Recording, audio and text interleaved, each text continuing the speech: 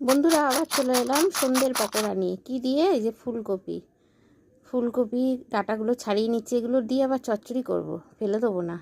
ছোটো ছোটো করে কেটে নিচ্ছি ফুলকপি। এখন ফুলকপিটা একটু হলুদ আর নুন জলে ভাপিয়ে নেবো, ওটা আর দেখালাম না। ভাপিয়ে তুলে নিচ্ছি, এর মধ্যে বেসন দিচ্ছি আর কর্নফ্লাওয়ার দেবো, আর দেবো সুজি সামান্য, হলুদ গুঁড়ো, লঙ্কা গুঁড়ো, টমেটো গুঁড়ো, পেঁয়াজ গুঁড়ো, আমার পেঁয়াজ শুকনো করা থাকে, চাট মশলা, আদা গুঁড়ো, রসুনটা দিলাম না, এটা দিলাম কাসুন্দি, আর বাড়িতে পাতা জল ঝরানো টক দই, আর একটু জোয়ান দিয়ে দিলাম, হাতে ডলে নিয়ে জোয়ান দিলাম, ধনে পাতা কুচি আর লঙ্কা কুচি, কাঁচা লঙ্কা কুচি দিয়ে ভালো করে একটু চেড়ে মেখে নেবো। তারপরে অল্প অল্প জল দিয়ে আঠালো আঠালো করে মাখবেন, কপিগুলোকে আবার চটকে ফেলবেন না।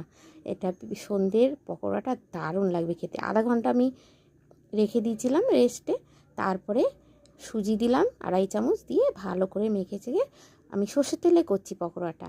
সর্ষের তেলের মধ্যে ছোটো ছোটো করে ফুলকপিগুলো দিয়ে দিলাম, দিয়ে নেড়ে চেড়ে নাবিয়ে ভেজে ফেলবো। কফির সঙ্গে চায়ের সঙ্গে জমে যায় সন্ধ্যের টিফিনটা। ভালো লাগলে একটু লাইক, ফলো, শেয়ার করে দেবেন। নমস্কার।